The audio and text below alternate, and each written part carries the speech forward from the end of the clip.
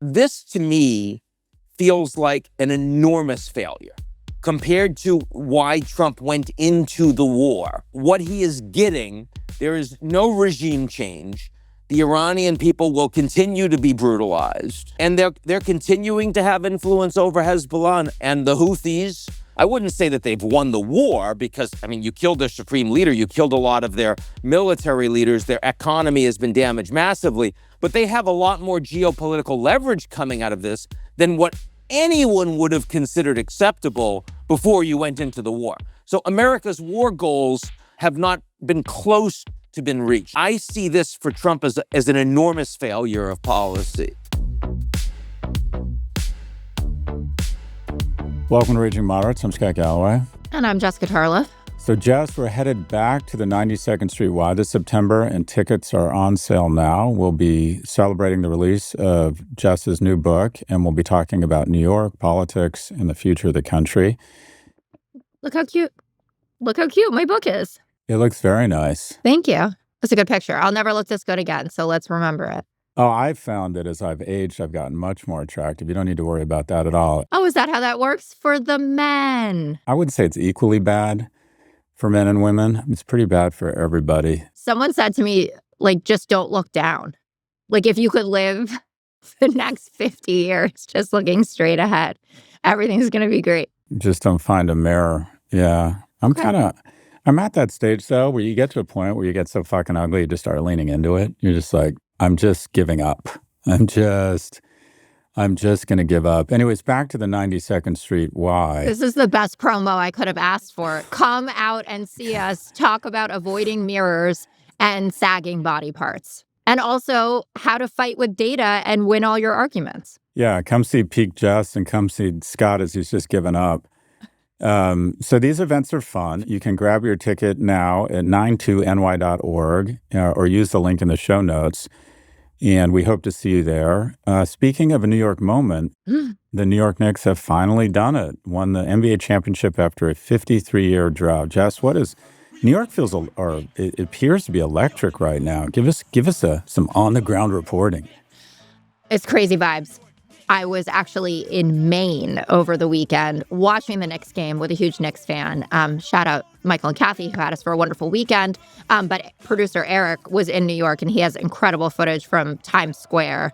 I've been consuming as much as I possibly can.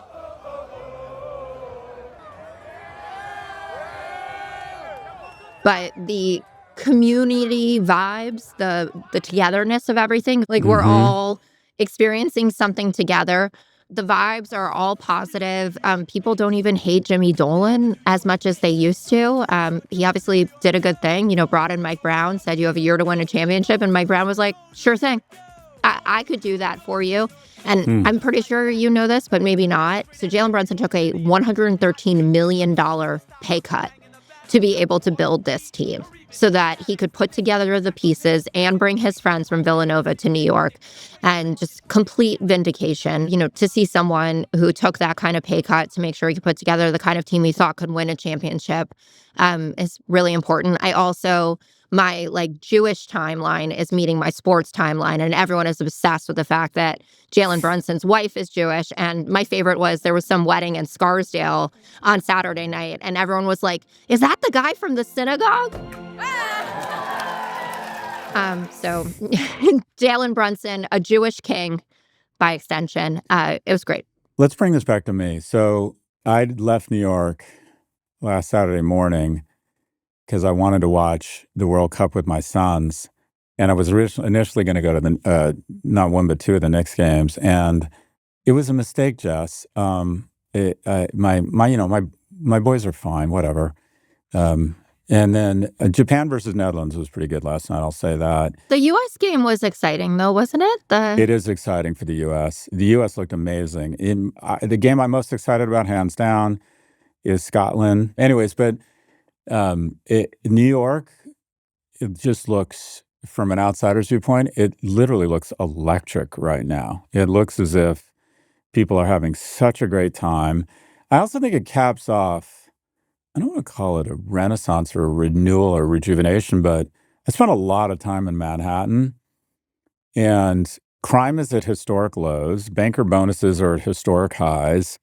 There's lines to get into restaurants, and the Birkenstock store, that's my favorite example, it has a line to get in. If that's decline, I don't know what prosperity looks like. Tourism is up in New York versus being down in the rest of the U.S. It just feels, I mean, my sense of it, and you never know it at the time, but my sense is that in 20 years, we're going to look back on this era, and it'll be identified by the Knicks championship as a golden age, right? I thought San Francisco in the 90s was a golden age. I would say, New York in the aughts was a golden age. London, kind of pre-Brexit, was probably a golden age. I'm betting that we will look back and say this was a golden age for New York. I think that's completely correct. Obviously, there's going to be a huge boom as well of naming babies after these players. That's some of my favorite content, all the OGs and the Jalens that are to come. At a moment where income inequality is the biggest problem facing the country, hands down, and New York is such a microcosm of that, right? Like people paying $500,000 for these tickets. When you looked at the scenes on the street and, and everyone pouring out of the garden and being together, it was the poorest and the richest New Yorkers feeling the same joy. That made me really proud and happy to be a New Yorker, which I am on most days, but that it meant the same thing, or perhaps even more maybe, for a cabbie, right, who saved up everything to get that medallion, and the guy who was sitting front row. I also love our traveling circus. I think it was 37% of the seats in San Antonio were taken by tri-state areaers. I have absolutely no interest in sports or the Knicks outside of World Cup, but you couldn't help but get caught up in the fever. Yeah. All right, let's get into the big story today. The 3-day G7 summit kicked off today in France, with Trump arriving after announcing that the U.S. and Iran had reached a ceasefire agreement. Trump said, "The deal with the Islamic Republic of Iran is now complete," claiming it would reopen the Strait of Hormuz and begin a 60-day negotiation period. But Iran has not officially confirmed the agreement, and some of the biggest issues, including Iran's nuclear program, sanctions relief, and the broader regional conflict involving Hezbollah, remain unresolved. To help us understand what happens next, we're joined by friend of the pod, Ian Bremmer. He's the founder and president of Eurasia Group, and someone we turn to when the world suddenly gets more complicated. Ian, welcome back. Hey, Scott, Jesse, good to see you. Good to see you. So, Ian, assuming the ceasefire holds, actually, I won't even start before that. What do you make of this? Could this even legitimately be called a ceasefire? Well, first, you started with the G7, so I should at least just mention that right now, I think the thing that is worrying and bothering the European allies of the U.S. the most is actually the fact that the Americans just shut off this new AI model for Anthropic, and they can't compete with it, and they think the Americans have a kill switch, and they have no idea what to do. So, I mean, I understand we've been really, really focused on this Iran war, this enormously failed policy of Trump, very, very costly, unilateral, which is costing the European economies much more than it's costing the United States. And it's a big deal, but I want to make sure that we level set in terms of how they're thinking about it in the G7. We can get back to that later if you want, but now I want to go into the question as you directly framed it, which is, can we call this a ceasefire? Sure, it's a ceasefire, even though we had a bunch of back and forth when the American helicopter was shot down just last week. That feels like a whole bunch of news cycles ago. And the Americans fired back, and then there was one more round of tit for tat on both sides. This is an agreement. It is an agreement that has been electronically signed by the Americans and the Iranians. It includes the end of fighting in Lebanon, though the Israelis are not a signatory, and Hezbollah is not a signatory, though obviously the Americans have a lot of influence, though not direct control, over Israel, and Iran has a lot of influence and a lot of direct control over Hezbollah. I would also mention that the contents of the MOU, as of right now, when the three of us are speaking, have not yet been made public, which is very unusual. And I believe that that is the case because people around President Trump aren't super comfortable that the terms make Trump look really good. They're not very strong terms. They're terms that will help the Iranians more than the Americans. And that's also why, in my view, Senator Lindsey Graham recently came out and congratulated Vice President Vance for being a statesman on this amazing deal, because if it turns out it doesn't go so well, then it's Vance's problem. If it was a great deal and a strong deal and redounded really well for the Americans, I promise you Lindsey Graham would be saying, what a great deal for Trump, who made this happen, and for Jared Kushner for running point on it. That's not what he's saying. That stuck out to me, too. And we actually have J.D. Vance on the 5 tomorrow, so I will definitely be asking him about his new role as the leader of the free world, I guess, if things go badly. Yeah. But I've been watching, and in some ways, I think this is just terrible timing for J.D. Vance that he's on book tour, because he has to be doing media constantly. And he was on CBS and CNBC this morning.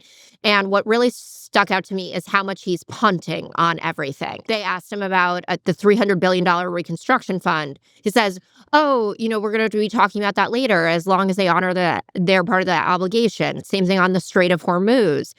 Same thing on Israel going along with this. He said, we expect them to. And we've seen Bibi do what Bibi wants a number of times during this conflict. So I guess, could you comp, at least from what we've seen so far leaked out from this, where this MOU stacks up with the JCPOA? Yeah. I thought that's where you were going. Okay. So first point is the most important thing right now for almost everyone, not for the Iranian people, but for almost everyone else. The most important thing is getting the strait open. Mm-hmm. And it shouldn't be the most important thing, because the strait was open before the war started. But the reality is this is costing the world a lot of money. And if it continues to be closed, oil inventories are going to become dangerously low, and you could tip the world into a global recession. So we need the strait open. And to the extent that this deal will reopen the strait, and I think it will, that is a very big deal. And we should all be breathing a sigh of relief. That this, I would have wished it could have happened a month ago, 2 months ago, but I'm much happier it happening now than in another month or 2 months. So that is the headline. That's why oil prices are going down today. That's why the markets are going up. Okay. Now, but you didn't ask about that. You asked, I feel like I'm worried. I'm weaving a little. You're just making us all smarter, and you're thinking about the stuff that we're not even asking. So it's great. The JCPOA is, of course, the right political question to ask, because that's Trump all the way through. He's the guy that pulled out of that Obama deal. So how does it stack up? Well, first, one obvious thing is that the JCPOA was not a unilateral U.S. deal.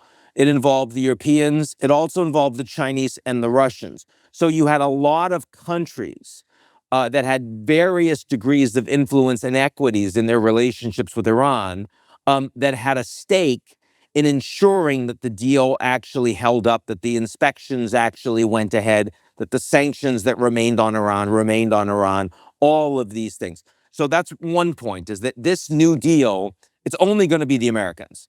And if the Iranians feel like they have more leverage going forward, then breaking an agreement that's only with the United States is less consequential than breaking a deal that involves countries like Russia and China that Iran really does not want to antagonize for other reasons. That's one thing. Another thing is that the JCPOA was a pretty modest deal. It only involved the nuclear capabilities, the uranium enrichment. It did not take all sanctions off Iran. It did not deal with their ballistic missile capabilities. It did not deal with their ability and willingness to provide proxy support for terrorist organizations like Hamas and like Hezbollah. This deal will be very similar in that regard. It won't deal with ballistic missiles. It won't deal with proxy support. And maybe it will have eventually a nuclear agreement that compares with the nuclear agreement that the Obama administration got done. And maybe it won't. I mean, the reality is that the Iranians have 60 days to get that deal done. I doubt it's going to be done in 60 days. I think they're going to extend and pretend. They're going to punt. And they're not going to allow full inspections in, and they're going to continue to water down because they know that Trump wants to move on to Cuba. They know that he doesn't want to restart the war. He's going to be pulling military capabilities away from the region, all of those things. Now, having said that, there's a big open question, which is, let's even say that this eventually gets to JCPOA. But what about the pallets of cash? Because under Obama, the Iranians actually got access to a whole bunch of their own previously frozen assets. And Trump is saying up and down, and the White House is saying they're getting no money. And the Iranians are saying that's not true. We're not even going to reopen the strait unless you get us lots of cash. Now, we do not have the MOU publicly. And I do not expect that the MOU will say that the Iranians get money. But I know from talking to interlocutors in the Gulf that there have been negotiations with the Qataris and with the Emiratis. Didn't they already get $10 billion? That have talked about already unfreezing assets. Yes, we have that. Yeah. We have money that's apparently been unfrozen by the Emiratis already, and money that will be unfrozen by the Qataris simply for reopening the strait. My understanding is that's a done deal, and my understanding from sources inside the administration, pretty high level, is that, hey, anything that the Qataris and the UAE agreed to has nothing to do with us.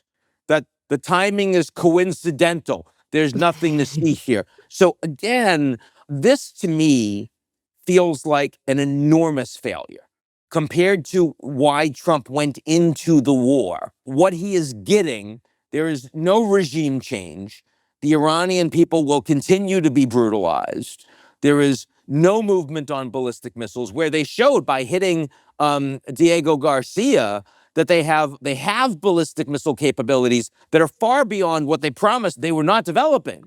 And they're continuing to have influence over Hezbollah and the Houthis, for example, over the passageway in the Red Sea.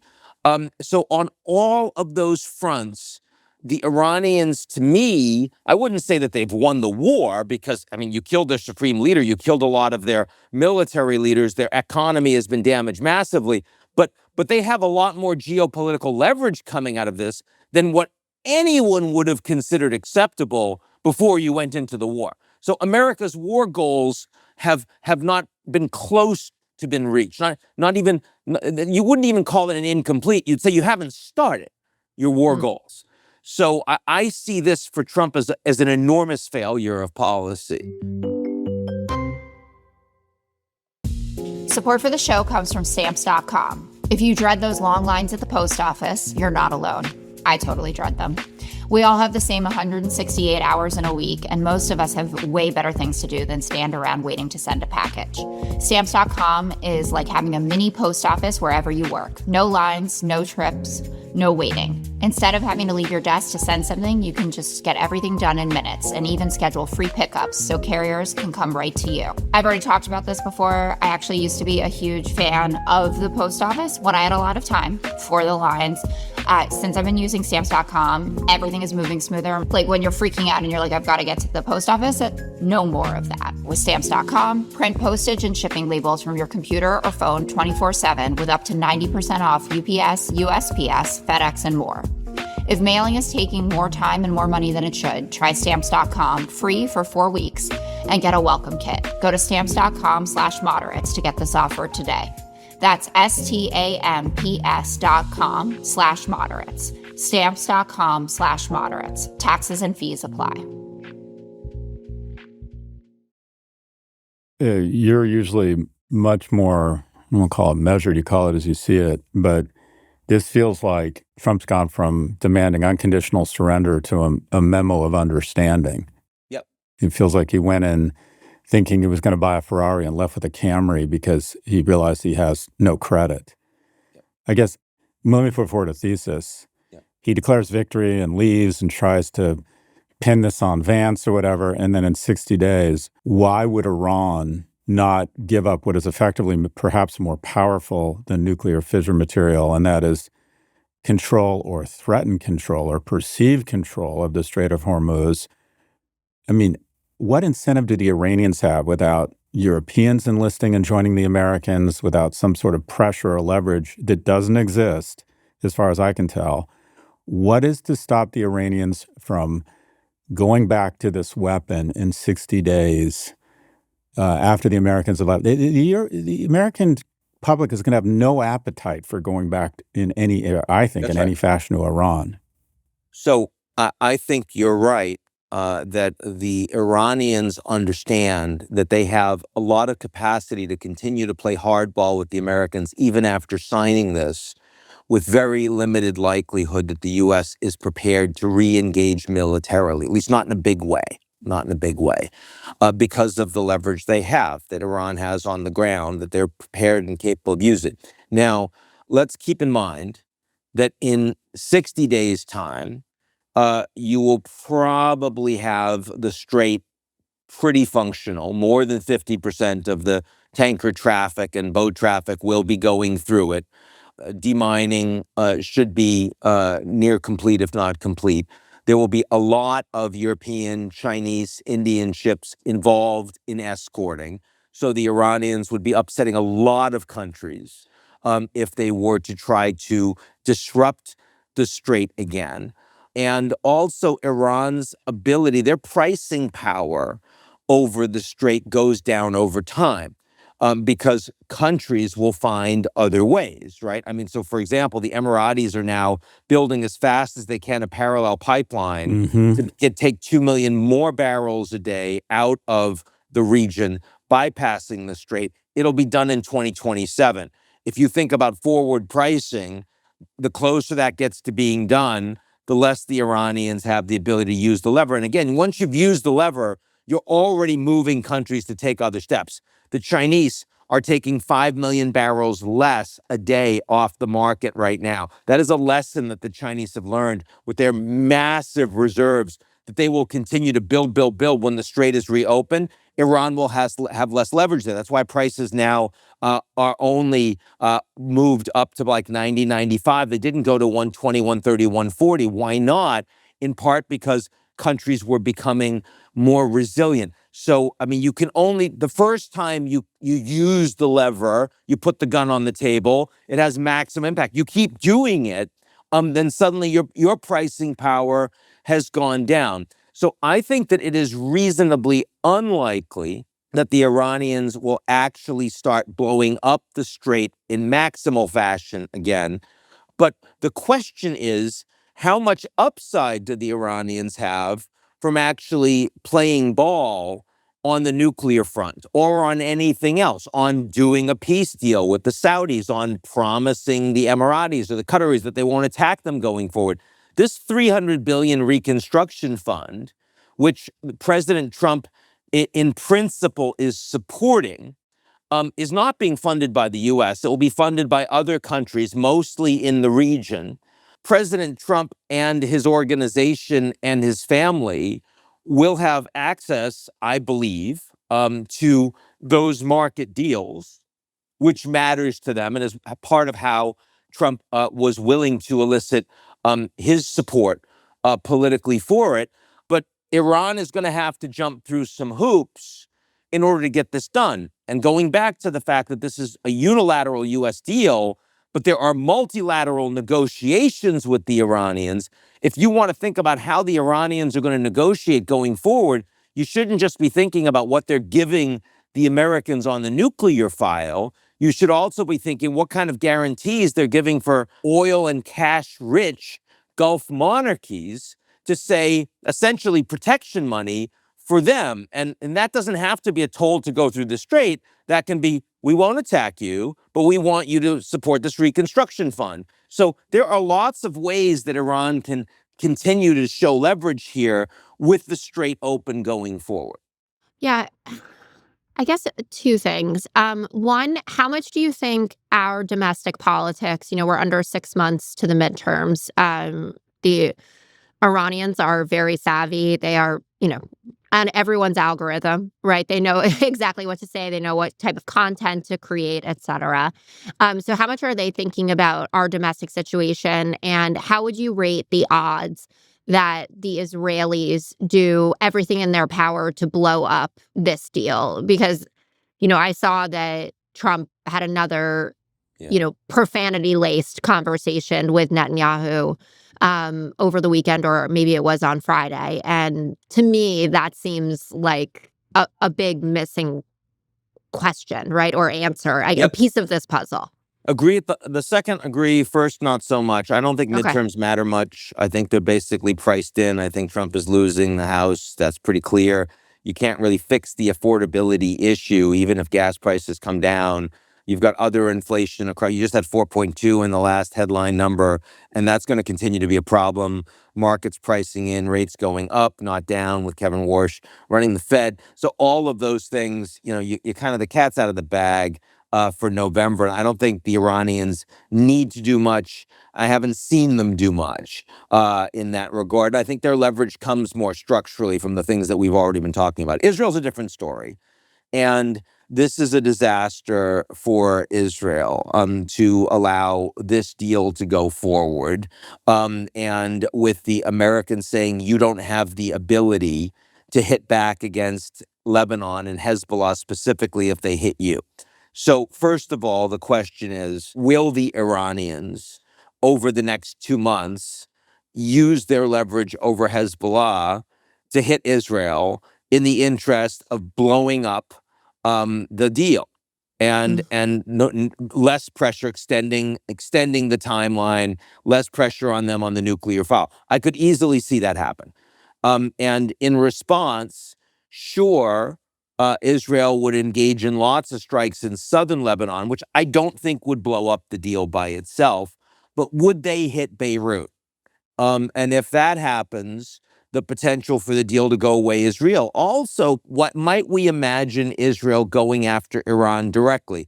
And if they do that, what role would the Americans play? I don't think the Americans would be involved directly in that fighting, but I have a hard time seeing the Americans cutting off Israeli intelligence.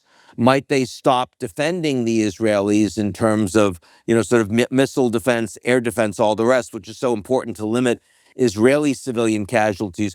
I don't know what Trump would do in that environment. So I think watching the BB piece of this, specifically on Lebanon and how Hezbollah relates to Iran, is extremely important. Ian, just while we have you, as bad as this deal is, I think it's overshadowed what I think is equally heartening, and that is a real victory for the West as I see it, and I always expect you to kind of temper my viewpoint, is what's happening in Ukraine. It feels in just a matter of 3 or 4 months, the Ukrainians have gone from playing defense to offense. Am I overestimating how important and positive this is?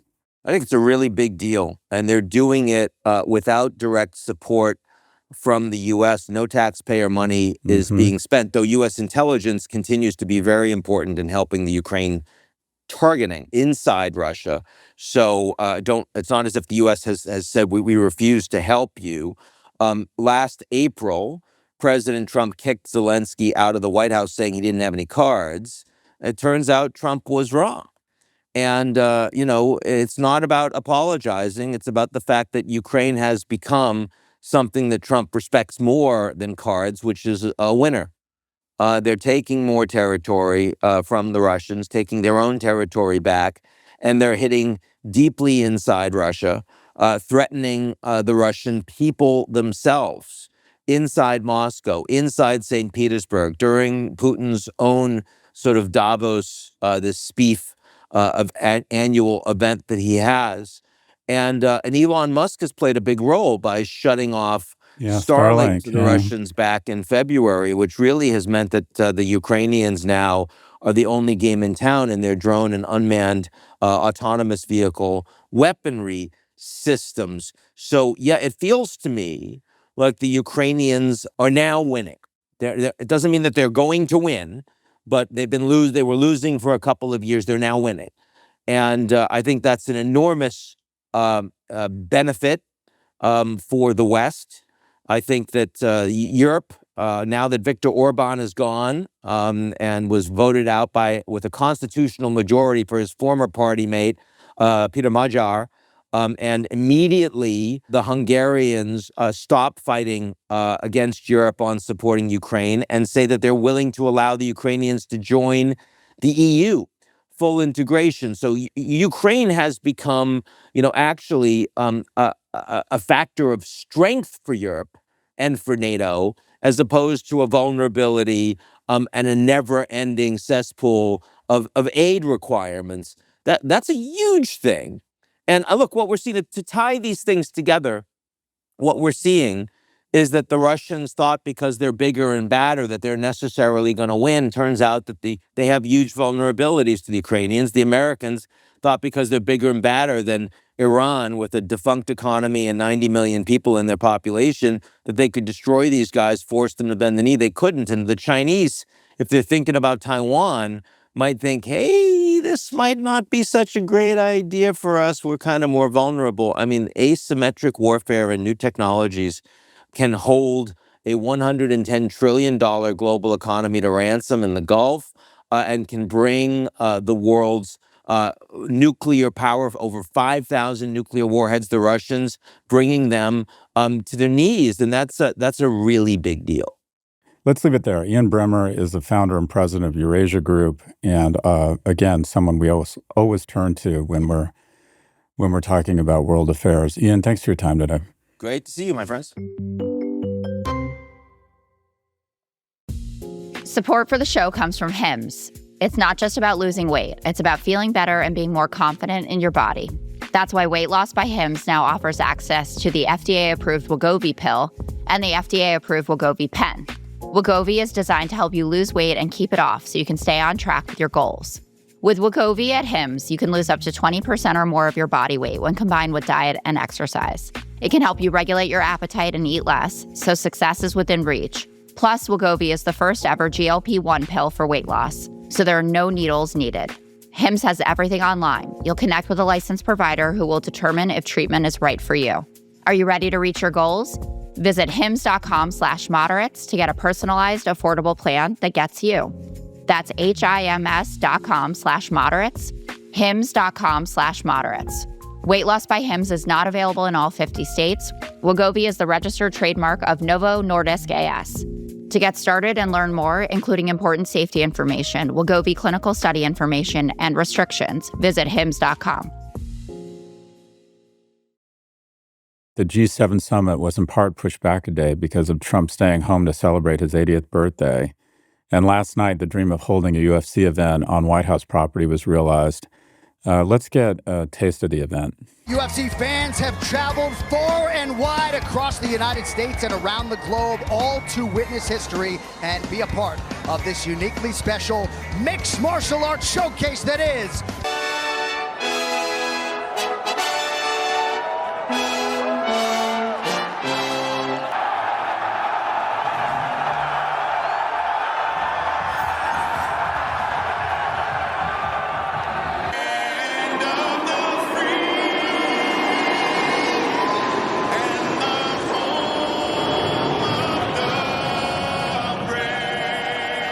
Hey, shout out to Trump for having the balls to put some shit like this on.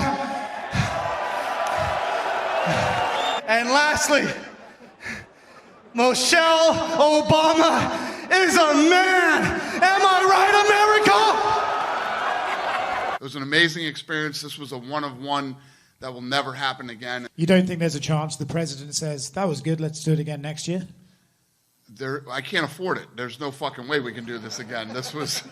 You thought that the spectacle was going to be something. It definitely was something. So I want your take first on what you thought about it. Well, oh, God. I mean, the Michelle Obama is a man just ruins everything, I think. It had to be in the supercut because when people are talking about it today, it features prominently. It's just, they're such trash. Yeah, I just don't think real men say that about real women. I mean, I thought to myself, memo to self, who is this fucking idiot? And make sure that no one I ever work with or invest in ever gets near this idiot. And you're right, it did, I think, cast a pall over that event. I would argue so. And again, I never miss an opportunity to sound important. I was invited. I didn't go. I think UFC is a well-run sport. I think it's a phenomena, and it creates economic growth. I don't like seeing young men beat the shit out of each other. I just don't like it. It upsets me. I think a lot of these guys are going to have physical problems. They have the right to do it, but I find the sport, for me, unsettling. I don't like cricket either for different reasons, but I believe politically it's a savvy move. I think just as Tucker Carlson, who was running for president, is making excuses for Nick Fuentes, there is a large component of America that got so sick of a starched, politically correct, and in some ways feminized media that they really ran to and are very receptive to what they call a more masculine governance. And I think in-your-face aggression, I think there are a lot of people that conflate that with masculinity. And unfortunately, it's a performative, violent, dominant form of masculinity. But the Democrats haven't been able to offer a cogent alternative to it. And while we get all excised about the bastardization of the White House lawn, and I don't like seeing an octagon on the White House lawn, it's not something I would advise a president to do. I think it's effective. I think it shows a certain authenticity. I don't give a flying fuck what the woke mob thinks. It was a spectacle. Everybody was talking about it again. It is on a lot of levels a great sport. It's an evolution of, I don't know, the brand attributes of the presidency. I think it very much appeals to sort of I don't want to call it the manosphere part of America, but the part of America that thinks it's time for the government to beat its chest a little bit. And so while I personally don't want to participate in it, that one comment I thought was just so unnecessary and depraved and evidence that the far right has conflated masculinity with some sort of weird coarseness and cruelty and dominance over women. I'm disappointed that the Democrats haven't been able to offer a really solid counter to masculinity other than act more like a woman. So, look, I stick to my guns here. I think politically, this was a smart move. Your thoughts? I mean, I'm wondering where Graham Plattner is going to fit in the masculinity conversation, because we now have a candidate who is, getting a lot of free passes, hall passes, whatever, for certain behaviors because he's so fucked up from going to defend the country, right? And no one's going to be saying that guy is feminine, right? If you listen to him at a rally. So, that's one aspect of it.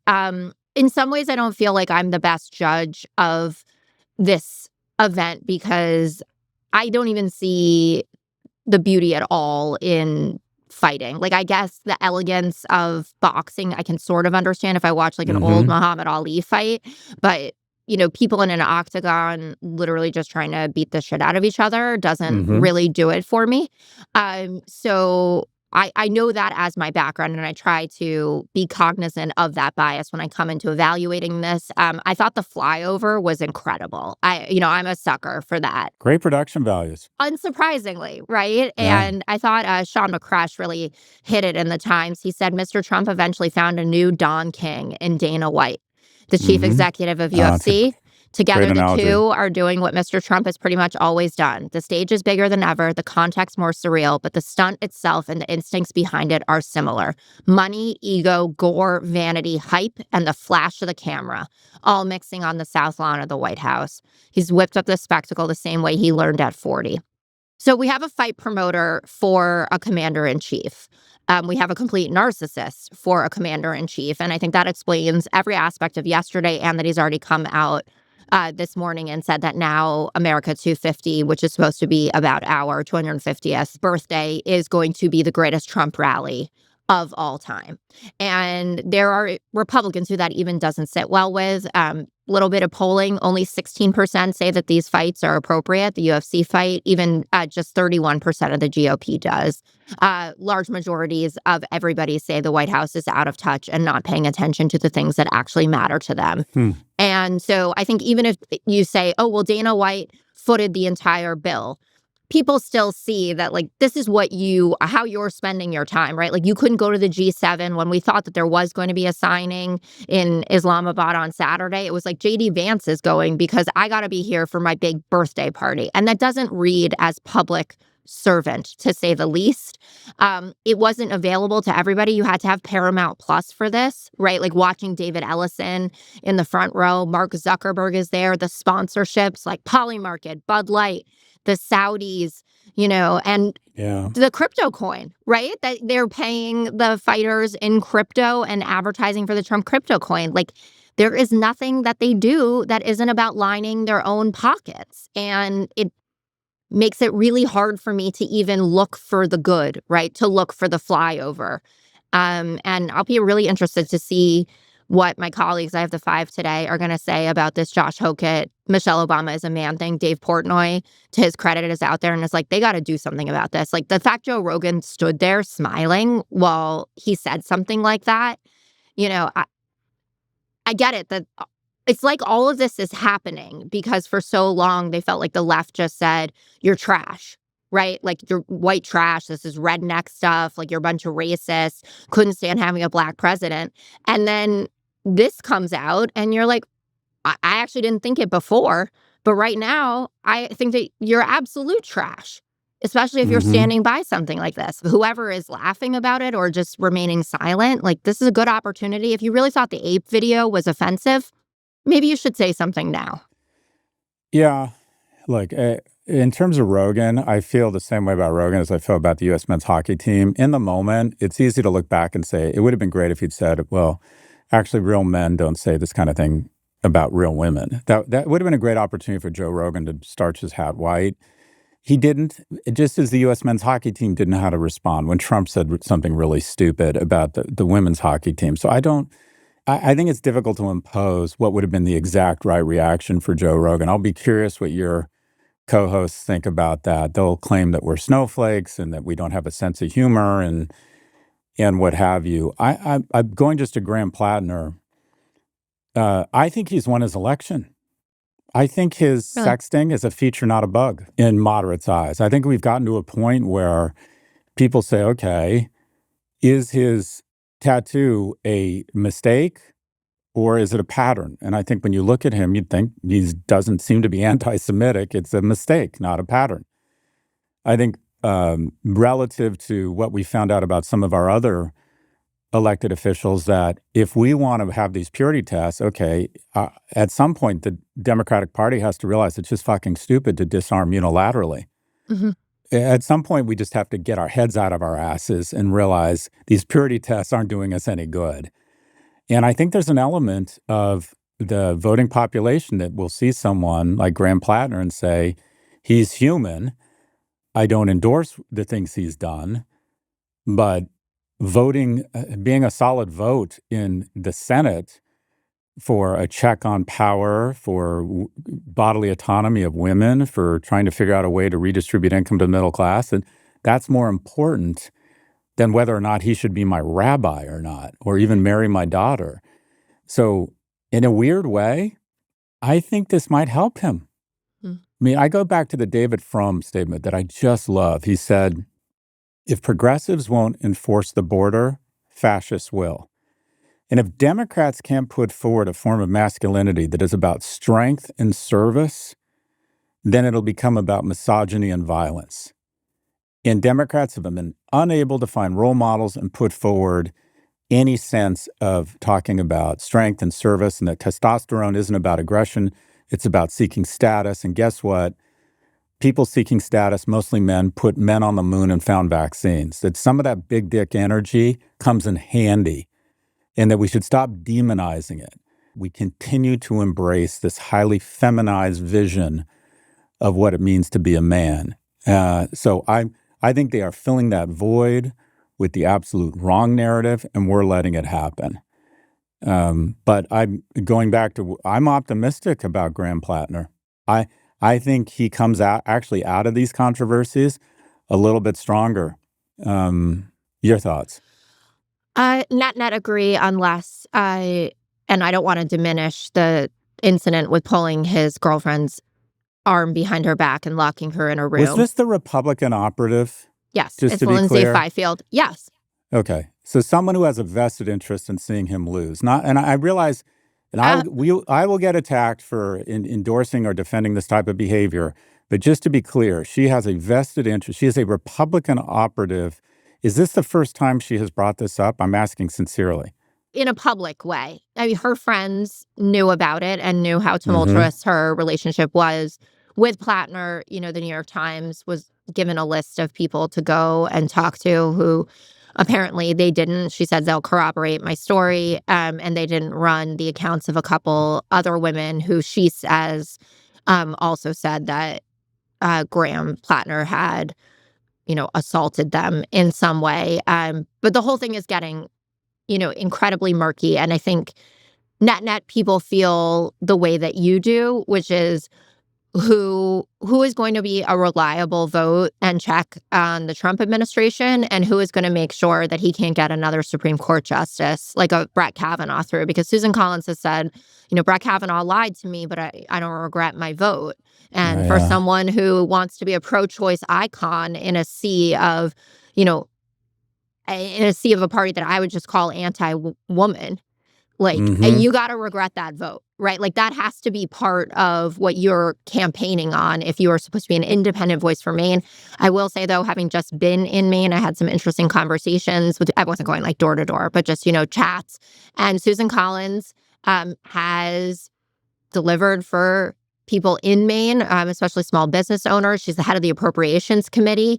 She has a good amount of sway with Trump. He was going to surge ICE to Maine. She called and said, could you hold back? And so he didn't do it. And they will be taking a flyer on someone who is going to have no goodwill, quite the opposite with the administration if they go for Graham Plattner. So it was just some interesting color from on the ground. I think people have consistently underestimated Susan Collins.